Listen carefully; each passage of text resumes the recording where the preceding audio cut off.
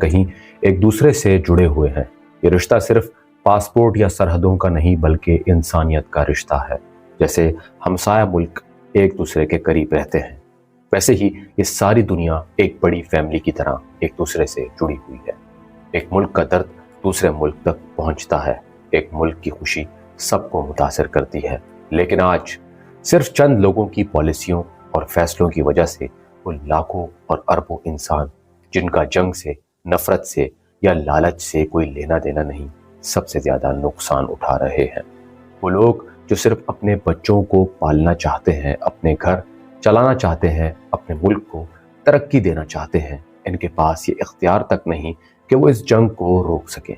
हालांकि वो तादाद में सबसे ज्यादा हैं, वो ताकत में सबसे ज्यादा हैं और मेरे ख्याल से अकल में भी उन लोगों से ज्यादा हैं जो फैसले करते हैं लेकिन ये खुद को कमजोर महसूस